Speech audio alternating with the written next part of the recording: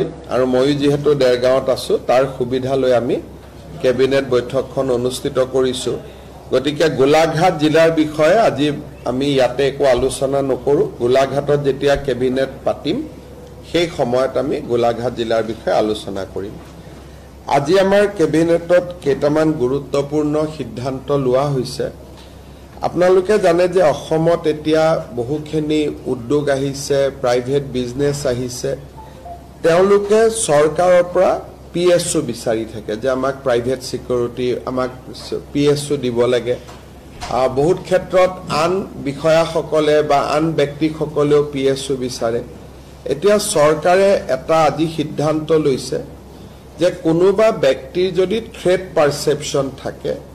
তেওঁ আমাক পিএছওৰ বাবে আবেদন কৰিব পাৰিব কিন্তু পিএছও জনৰ সম্পূৰ্ণ দৰমহা সেই ব্যক্তিজনে দিব লাগিব অৰ্থাৎ ধৰক এতিয়া জাগিৰোডতে সেমিকন্ডাক্টৰ ইন্ডাষ্ট্ৰি আছে তেওঁলোকৰ বিষয়াসকলে ক'ব আমাক পিএছও দিয়ক আমি পিএছও দিম কিন্তু আমাক 75000 rupees মাহত চৰকাৰক দিব লাগিব তাৰ মানে it will be paid PSO কিন্তু পেইড পিএছও হলেও সকলোৱে নাপায় যাৰ থ্ৰেট আছে ভাবুকি আছে জীৱনৰ প্ৰতি তেওঁলোকেহে পাব দ্বিতীয়তে আজি আমাৰ কেবিনেটত আমি আপোনালোকে জানে যে আমাৰ সুবুৰীয়া ৰাজ্য মেঘালয়ত বহুত বিলাক কনসাৰ্ট হৈ আছে কেইদিনমান আগতে আহমেদাবাদত কনসাৰ্ট হৈছিল কোল প্লে বুলি প্ৰায় জিএসটি হোটেলত থকা এই সকলো মিলি গুজৰাটে প্ৰায় এটা কনসাৰ্টতে 600 কোটি টকা উপাৰ্জন কৰা বুলি বাতৰি কাকতত এটা ইম্প্যাক্ট এনালাইসিস ওলাইছিল আজি অসমৰ কনসাৰ্ট ইকনমিৰ ওপৰত আমি বাজেটত কৈছিলো তাৰ আজি আমি পলিচিটো ইয়াত এপ্ৰুভ কৰিছো আৰু আমাৰ নামটো লেখক ডিসেম্বৰ মাহত গুৱাহাটীত আমি এটা ডাঙৰ কনসাৰ্ট এটা অনুষ্ঠিত হ'ব কনসাৰ্ট ইকনমিৰ আধাৰত আৰু কনসাৰ্ট ইকনমিৰ ভৱিষ্যতৰ ভেনু হিচাপে গুৱাহাটী ডিব্ৰুগড় আৰু যোৰহাটক আমি আজি কেবিনেটত অনুমোদন দিয়া হৈছে অৰ্থাৎ যি কোম্পানী কনসাৰ্ট অসমত অনুষ্ঠিত কৰিব আহিব তেওঁলোকক আমি তিনিটা স্থানত কনসাৰ্ট অনুষ্ঠিত কৰিবৰ বাবে আমি ইনস্পায়াৰ কৰিম এটা হল গুৱাহাটী এটা ডিব্ৰুগড় এটা যোৰহাট গুৱাহাটীত ইতিমধ্যে ডিসেম্বৰ মাহত এটা ডাঙৰ কনসাৰ্ট আহিব আমি ভাবু যে মেঘালয়ৰ লগত আমি এটা সুস্থ প্ৰতিযোগিতা এটা কৰিব পাৰিম নহলে গোটেই কনসাৰ্ট ইকনমিটোত অসম সম্পূৰ্ণৰূপে ইমান দিনে বাদ পৰি আছিল আজি আমাৰ কেবিনেটত এটা সিদ্ধান্ত লোৱা হৈছে যে আমাৰ চাহ বাগানৰ শ্ৰমিকসকলৰ যিটো মজুৰি 250 টকা প্ৰতি দিনত হ'ব লাগে কিন্তু এটিসিএল অসম চাহ বাগিচাৰ গাৰ্ডেন সমূহক আমি 220 টকা দি আছিলো 1 অক্টোবৰৰ পৰা আমি যিটো কনসাৰ্টৰ নামটো 1 অক্টোবৰৰ পৰা আমি অল জিমানখিনি অসম চাহ নিগমৰ বাগিচা আমি বৰ্তমান চলাই আছো সকলোতে 250 টকা যিটো নটিফাইড ৱেজ আমি 1 অক্টোবৰৰ পৰা দিবৰ বাবে সিদ্ধান্ত লৈছো নুমলীগড় ৰিফাইনাৰীত আপোনালোকে জানে যে আমাৰ 26% অংশীদাৰিত্ব আছে নুমলীগড় ৰিফাইনাৰীত বিভিন্ন বিকাশ আৰু উন্নয়নৰ কাম চলি আছে নুমলীগড় ৰিফাইনাৰীত আমাৰ শেয়াৰ অফ ইনভেষ্টমেন্ট এটো লাষ্ট এণ্ড ফাইনেল কল বুলি কোৱা হয় 205 কোটি টকা ৰাজ্য চৰকাৰে দিবৰ বাবে সিদ্ধান্ত গ্ৰহণ কৰিছে আজি আমাৰ কেবিনেটত অসমত সোলাৰ পাৱাৰ জেনাৰেশনৰ যিখন প্ৰমোশন পলিচি সেই প্ৰমোশন পলিচিখনো আজি কেবিনেটে এপ্ৰুভ কৰিছে আপোনালোকে জানে এটা 1985 চনতে কাজিৰঙাৰ ষষ্ঠ যিটো আমি ইয়াক ক'ব গলে এডিশন বুলি কওঁ যিটো 6th এডিশন 1985 চনতে তাৰ খসৰা প্ৰকাশ কৰা হৈছিল আজিলৈকে তাক চূড়ান্ত ৰূপ দিয়া হোৱা নাছিল আজি আমাৰ কেবিনেটে কাজিৰঙাৰ 6th এডিশনটো আমি চূড়ান্ত ৰূপ দিওঁ যেতিয়া কাজিৰঙাত আমি 6th এডিশনৰ ফাইনেল নটিফিকেশন আজি আমি এপ্ৰুভ কৰিছো ইয়াৰ টোটেল হেক্টৰ হ'ব 47,291 হেক্টৰ কাজিৰঙাৰ 6th এডিশন আজি কেবিনেটে ফাইনেলি নটিফাই কৰিছে ইমান দিন এটো এটা প্ৰিলিমিনাৰী নটিফিকেশনৰ ওপৰত আছিল আজিৰ পৰা এটো চূড়ান্ত হল আৰু চূড়ান্ত বাউণ্ডাৰীটো আমি 47,291 হেক্টৰত আমি চূড়ান্ত কৰিছো এই চূড়ান্ত কৰোতে আমি ৰাইজৰ কেইবাটাও সমস্যা আজি সমাধান কৰিছো বিশ্বনাথ চাৰিআলি জিলাৰ গোপালজাৰণী গনাইটাপু জাব্ৰে থুতে চাপৰি বালিগাঁও বিশ্বনাথ ঘাট উমাতামনি এই গোটেই কেটা অঞ্চলক আমি কাজিৰঙাৰ ষষ্ঠ অনুসূচীৰ বাহিৰত ৰাখিছো উইদাউট ৰিডিউসিং দা এৰিয়া যেতিয়া প্ৰিলিমিনাৰী নটিফিকেশন আছিলে তেতিয়া 41,000 হেক্টৰ আছিলে আজি আমি হেক্টৰ 47,000 কৰিলো বঢ়ালো কিন্তু ৰাইজে ইমান দিনে ভোগী থকা সমস্যা গোপালজাৰণী গনাইটাপু জব্ৰে থুতে চাপৰি বালিগাঁও বিশ্বনাথ ঘাট আৰু উমাতামনিক আমি ষষ্ঠ অনুসূচীৰ পৰা আমি বাহিৰত ৰাখিলো ঠিক তেনে ধৰণে আমাৰ কলিয়াবৰৰ হাতিমুৰা হিলঘাট আদি যি অঞ্চলত ইমান দিন তেওঁলোকৰো এটা অনিশ্চয়তা আছিল তেওঁলোকো এতিয়া ষষ্ঠ অনুচ্ছেদত নাথাকে 6th এডিশনত নাথাকে কিন্তু total hectare of land in 6th edition এটো 6,000 হেক্টৰ প্ৰিলিমিনাৰী নটিফিকেশনতকৈ বাঢ়িছে কাৰণ ব্ৰহ্মপুত্ৰৰ মাজত তেনেকুৱা নতুন নতুন এৰিয়া ক্ৰিয়েট হৈছিল গোটেইখিনি আমি ষষ্ঠ অনুচ্ছেদত আমি দিলো কিন্তু ৰাইজৰ গাখীৰ খাতি সিলঘাট হাতিমুৰা এই গোটেই ৰাইজৰ এটা সমস্যা আজি বিডুবি এই গোটেই বিলাক ৰাইজৰ সমস্যাও আজি সমাধান হল আজি আমাৰ কেবিনেটে লাচিত বৰফুকন একাডেমি অৰ্থাৎ দেৰগাঁৱৰ পুলিচ একাডেমিৰ ফেজ 2 যত নেকি ৰেসিডেন্সিয়েল কোৱাৰ্টাৰ সমূহ হ'ব ট্ৰেইনিং সকলৰ ৰেসিডেন্সিয়েল কোৱাৰ্টাৰ আৰু কলনীত থকা মানুহ সকলৰ ৰেসিডেন্সিয়েল কোৱাৰ্টাৰ হ'ব 102 যেটো আমাৰ সেৱা আমি দেৰগাঁৱত কৰিম তাৰ বিল্ডিং নিৰ্মাণ এই গোটেই বিলাকক লৈ আজি কেবিনেটে 229 কোটি টকা অনুমোদন কৰিছে দেৰগাঁৱৰ পুলিচ একাডেমিৰ সেকেন্ড ফেজ অফ ডেভেলপমেন্টৰ কাৰণে 229 কোটি টকা আজি আমাৰ কেবিনেটে ডিব্ৰুগড়ত অসম বিধানসভা নিৰ্মাণ কৰিবৰ বাবে যত নেকি এমএলএ হোষ্টেল থাকিব বিধানসভা থাকিব 1000 মানুহ বহিব পৰা এটা ডাঙৰ অডিটৰিয়াম থাকিব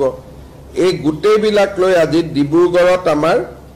নতুনকৈ বিধানসভাৰ ভৱন নিৰ্মাণৰ বাবে কেবিনেটে 284 কোটি টকা অনুমোদন জনাইছে ডিব্ৰুগড়ৰ বাবে আৰু এটা সুখবৰ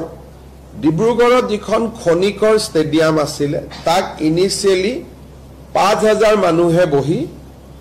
চাব পৰা এখন ষ্টেডিয়াম নিৰ্মাণৰ কল্পনা কৰা হৈছিল মই তাত কেবাবাৰো গৈছিলো আৰু যাওঁতে আমি সিদ্ধান্ত লৈছিলো যে অসমৰ সৰ্ববৃহৎ ষ্টেডিয়ামখন আমি ডিব্ৰুগড়ত বনাম আজি কেবিনেটে 209 কোটি টকা অনুমোদন কৰিছে 35,000 মানুহে খনিকৰ ষ্টেডিয়ামত একেলগে বহি খেল চাব পাৰিব আৰু গুৱাহাটীৰ সৰুসজাই ষ্টেডিয়ামতকৈ এইখন 10,000 সিটিং কেপাসিটি বেছি হ'ব অসমৰ আটাইতকৈ ডাঙৰ ষ্টেডিয়ামখন ডিব্ৰুগড়ৰ বাবে এতিয়া নিৰ্মাণ হ'ব খনিকৰত যত 5,000 মানুহ বহিব পৰা কল্পনা আছিল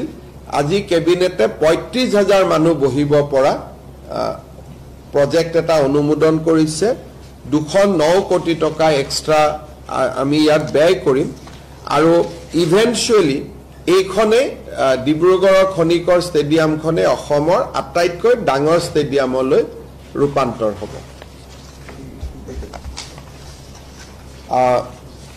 আমাৰ ডিসেম্বৰ 8 ডিসেম্বৰ তাৰিখে আজি আমি যেটো কনসাৰ্ট ইকনমিৰ কথা কলো বিশেষকৈ ইয়ং জেনাৰেশনে খুব ভাল পাব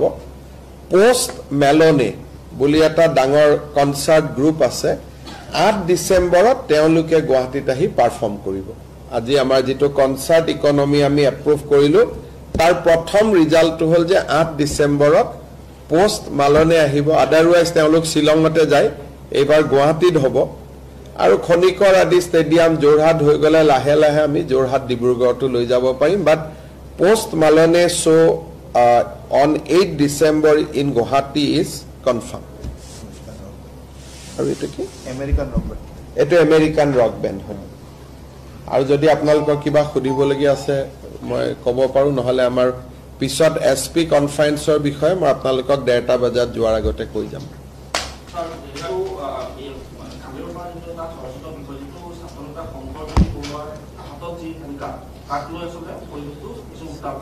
সব কথাটো এনেকুৱা তেখেতৰ বিৰুদ্ধে 307 ধৰা যেটো পুৰণা আইপিসি এটো এটা attempt to murder case register হৈছিল attempt to murder case register হলে তেওঁলোকৰ তেনেকুৱা আসামিক মাৰ্ডাৰ কেস বা অ্যাটেম্প টু মাৰ্ডাৰ কেছৰ আসামিক হ্যান্ডকাফ লগোৱাটো পুলিচৰ দায়িত্ব পুলিচে লগাব লাগে কিন্তু শংকৰজ্যোতি বৰুৱাৰ যেটো প্ৰতিষ্ঠা বা তেখেত এগৰাকী ছাত্ৰ নেতা আছিল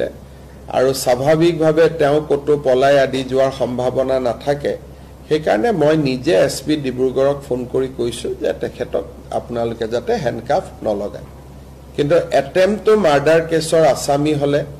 হ্যান্ডকাফ লগালে আইনমতে কোনো তাত ভুল নহয় কিন্তু তেখেতৰ প্ৰতিষ্ঠাৰ প্ৰতি লক্ষ্য ৰাখি মই নিজে ইন্টাৰফেয়াৰ কৰিছো আৰু মই নিজে কৈছো যে এবিলাক নকৰিব আৰু কোৰ্টৰ পৰা যোৱাৰ সময়ত তেওঁ হ্যান্ডকাফ লগোৱা নাই এগৰাকী মহিলাই অসমীয়া লোকক লৈ পেলাই মন্তব্য কৰা দেখিবলৈ পোৱা গৈছে ফ্ৰী মেকআপ আহে এতিয়া মই নাজানো মই খুদিলে চাই লম কিন্তু কোনোবা এগৰাকী কৰবাত মহিলাই কিবা কলে আৰু অসমীয়া তেনেকুৱা হৈ যাব নেকি आप लोग क्यों ये सब में पढ़ते हो कांग्रेस नेता उधर नेता आज अपना कैबिनेट का बात बोला वही पब्लिश करिए ना अरे भाई मैं मल्लिकार्जुन खड़गे कुछ बोला है उनका रिप्लाई देने के लिए दिल्ली में हमारा स्पोक्स पर्सन लोग है ना तो मैं तो आउट ऑफ टर्न नहीं बोलता हूँ ना मैं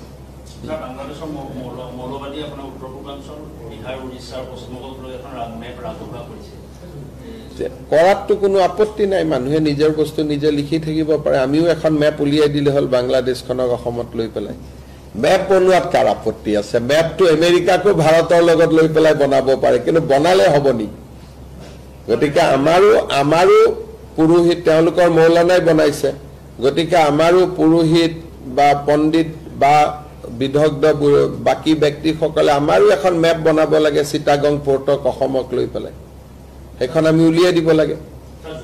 সৰকাৰেটো নোৱাৰে কিন্তু পাব্লিকেটো কৰিব পাৰে চিটাগং পোৰ্টখনক অসমত দেখুৱাই পেলাই আমিও আমাৰ ম্যাপ এখন উলিয়াই দিব লাগে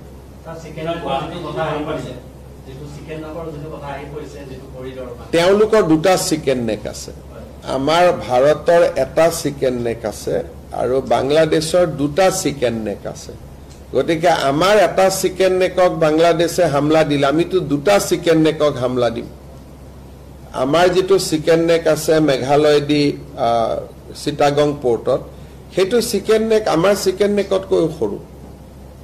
ৰিং এটা দলিয়ালে পাই যায় হেকাৰণে এইবিলাক কোৱা কথা আমিও আমাৰ চিকেন নেকটোৰ কথা কৈ থাকো যাতে বিভিন্ন টানেল আদি বিভিন্ন আঁচনি ভাৰত চৰকাৰৰ পৰা আমি পাব পাৰো কিন্তু চিকেন নেকত হাত দিবৰ কাৰণে ইণ্ডিয়া এখন কিমান শক্তিশালী ৰাষ্ট্ৰ তাতো আপোনালোকে আন্দাজ অপাৰেশন সিন্দুৰতে পাইছে বাকিটো মই নিউক্লিয়াৰ আদিলৈকে যাবই খোজা নাই বাংলাদেশে মিনিমাম 14 বাৰ মান জনম ল'ব লাগিব যে ভাৰতৰ কিবা হাত দিয়াৰ কাৰণে গতিকে বাংলাদেশক ইমান গুৰুত্ব দিয়া কথা নাই ইটস এ স্মল কান্ট্ৰি আৰু ভাৰতৰ লগত তাৰ তুলনা নহয় सर असम में 70 से ज्यादा पाकिस्तानी समर्थक पुलिस ने पकड़ा हो गया सब मैं डेली ट्वीट में दे ही देता हूँ ना अब मेरा जो भी अरेस्ट होता है मैं तो ट्वीट में डाल ही देता हूँ सरकार का आगे क्या গুৱাহাটী হওক মহানগৰক হওক বানপানীৰ পৰা সম্পূৰ্ণ উদ্ধাৰ হোৱাটো ৰাস্তা ক'তো নাই প্ৰত্যেক বছৰতে নতুন নতুন খালী ঠাইৰ আমি পুতি বিল্ডিং বনাওঁ যোৱাকালি মই আহোঁতে চাই আহিছোঁ আগততো USTM আছিলে এতিয়া আৰু দুটা ডাঙৰ ডাঙৰ বিল্ডিং তাত পাহাৰ কাটি মেঘালয়ত বনাই আছে আমি সুপ্ৰিম কোৰ্টৰ এম্পাৱাৰ কমিটিত এখন আবেদন কৰিছোঁ আমি লাগি আছোঁ যাতে তেওঁলোকে আহি পাহাৰখিনি পৰ্যবেক্ষণ কৰে আৰু মই ভাবোঁ যে 2-3 মাহৰ ভিতৰতে আমি ইয়াত এটা ভাল খবৰ পাম সুপ্ৰিম কোৰ্টৰ যিখন এম্পাৱাৰ কমিটি তাত আমি আবেদন কৰিছোঁ যে মেঘালয় এনেকৈ যদি পাহাৰ কাটি থাকে এসময়তো গোটেই গুৱাহাটীখন সাগৰ হৈ যাব এতিয়া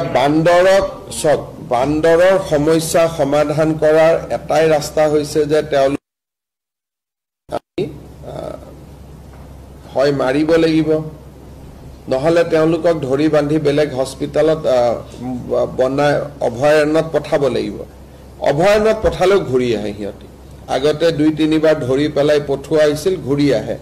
যোৱা কালিও ৰাইজে মোক কৈছে বিষয়টো মই আলোচনা কৰিছোঁ ফৰেষ্ট ডিপাৰ্টমেণ্টে ভাবে যে তেওঁলোকে জন্ম আৰু দিব নোৱাৰা যদি ইনজেকশ্যন দিয়া যায় তাৰ পৰা কিছু লাভ হ'ব পাৰে বুলি বিষয়টোলৈ আমি ষ্টাডি কৰিম কালি মোক ৰাইজে মই চেনিকলত যাওঁতে উল্লেখ কৰিছে বিষয়টো মই সিৰিয়াসলি লৈছোঁ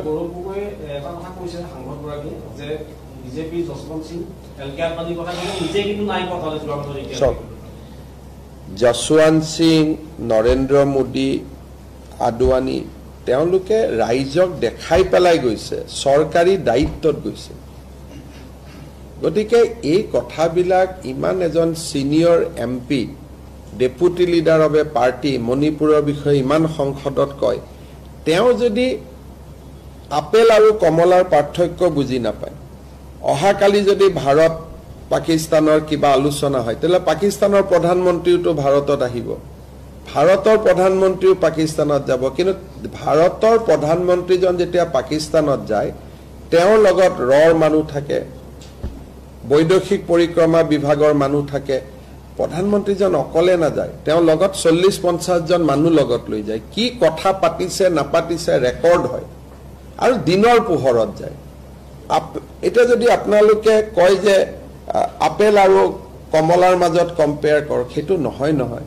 ৰাষ্ট্ৰৰ দায়িত্বটো আমি তেতিয়া ক'ব পাৰে যে ইণ্ডিয়ান আৰ্মিওটো পাকিস্তানৰ ভিতৰত যায়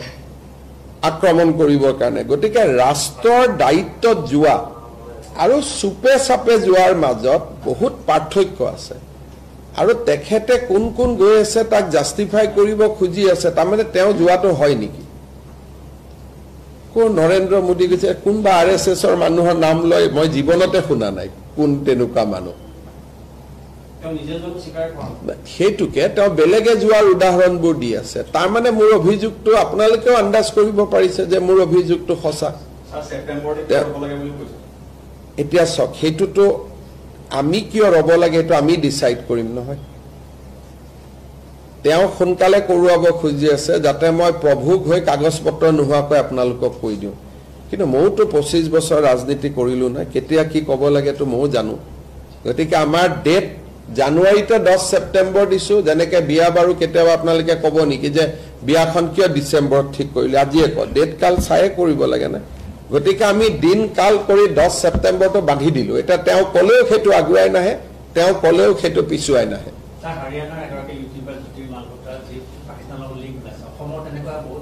মই ভাবো যে জ্যোতি মালহোত্ৰাতকৈ আমাৰ কেছটো বেছি সিৰিয়াস জ্যোতি মালহোত্ৰাৰ কেছটো এটা ইউটিউবাৰ ডেকা ছোৱালী এজনী তাই গ'ল জাসুস হল বেলেগ কথা কিন্তু সংসদ যোনে নেকি ডাইৰেক্ট ঘূৰি আহি পেলাই জ্যোতি মালহোত্ৰাই নিউক্লিয়াৰ ৱেপনৰ ওপৰত সংসদত কুৱেশ্যন কৰিব নোৱাৰে জ্যোতি মালহোত্ৰাই ৰাফেলৰ ওপৰত কুৱেশ্যন কৰিব নোৱাৰে কিন্তু আমাৰ জনাই সংসদত নিউক্লিয়াৰ ৱেপন কোট আছে ৰাফেল কোট আছে কোষ্ট গাৰ্ডে কোট কি ৰাখিছে গতিকে আমাৰ জনৰ লগত জ্যোতি মালহোত্ৰা যদি 10 এখেত 100 বাকি ইউটিউবাৰ বিলাক আপুনি যেটো কৈছে মই বুজিছো আৰু আমি সদায় এৰেষ্ট কৰি আছো কোনবা যদি পাকিস্তানত যোৱা নাম আছে মোক দি দিব জ্যোতি মালহোত্ৰাটো এতিয়া পাকিস্তানত তেওঁৰ লৰা অসমৰ্থিত বাতৰি যে তেওঁৰ সন্তান এটাও তাতে আছে বুলি কৈছে গতিকে বাট মই ইমান নাজানো মই কেছটো ষ্টাডিও কৰা নাই তেনেকুৱা যদি অসমত আৰু কোনোবা আছে এজনৰ নামটোতো মই জানো আৰু যদি বাকি কিবা আছে নাম আপোনালোকে দিব ব্যৱস্থা ল'ম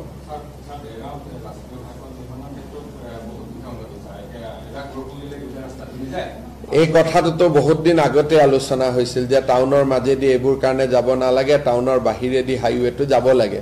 এই কথাবিলাকতো তেতিয়াই বহুত আলোচনা হৈছিল ইয়াতে বহি পেলাই এতিয়া চাওক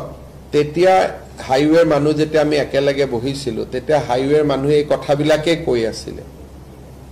যে ভিতৰ দিলে গলে কি হ'ব বাহিৰ দি গলে কি হ'ব এতিয়া এই কথাবিলাক তেতিয়াও আমি আলোচনা কৰিছো কিন্তু এটা দেৰগাঁও ৰাইজৰে দাবী আছিল যে যেনেকে আছিল তেনেকৈ বনোৱা যাওক যেহেতু বনিলে এটা পানীৰ ঘটনাটো নিৰ্মাণত খেলিমেলি কেনেকুৱা ধৰণৰ কিবা যদি বস্তু কম কৰি লগাইছে শিল বালি কম কৰি লগাইছিল কিবা লগাইছিল যদি কোনোবা ইঞ্জিনিয়াৰে মোক চাই পেলাই দিব পাৰে তেতিয়া মই ভাৰত চৰকাৰৰ লগত টেক আপ কৰিম সেইকাৰণে আপোনালোকে যদি চাই এতিয়া মঙ্গলদৈ আমি টাউনৰ বাহিৰ দি বাইপাছ বনাইছো নগাঁও টাউনৰ বাহিৰ দি বাইপাছ বনাইছো যোৰহাট টাউনৰ বাহিৰ দি বাইপাছ বনাইছো দেৰগাঁৱে এখন চহৰ য'ত টাউনৰ মাজেদি আমি হাইৱেটো বনাইছো গতিকে বাকি সকলো জেগাতে হাইৱেটো ব্যতিক্ৰম এতিয়া তেজপুৰত আমি বনাব খুজিছো বাহিৰ দি নগাঁৱত বাহিৰ দি যোৰহাটত বাহিৰ দি ডিব্ৰুগড়ত বাহিৰ দি সৰু ঢেকিয়াজুলিও টাউনৰ বাহিৰ দি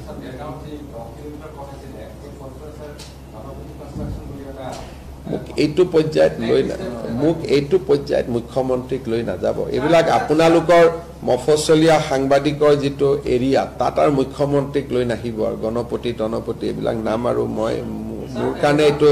যদি আপোনালোকৰ কিবা কমপ্লেইন আছে মোক লিখিত দিয়ক কি পইণ্টত কমপ্লেইন আছে মই গাডকাৰীজীৰ লগত টেক আপ কৰিম মই গণপতিৰ লগত কথা পাতিব নোৱাৰো স্যাৰ দেৰগাঁও স্থানীয় বিষয় এটা মই জানিব বিচাৰিছো দেৰগাঁও যেহেতু স্যাৰ কালি যিটো স্থানত আপুনি কোৱা কৈছিলে সেই জেগাটো খুমটাই বিধানসভা সমষ্টিৰ অন্তৰ্গত কিন্তু দেৰগাঁও ৰাজহ চক্ৰত আছিলে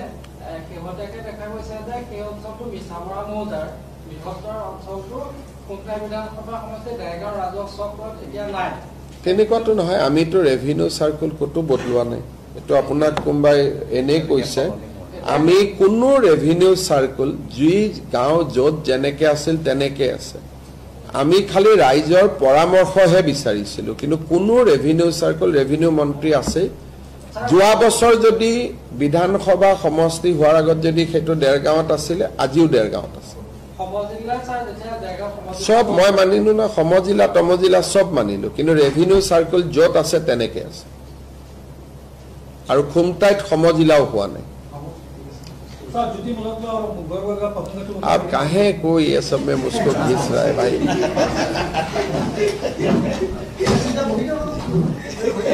आप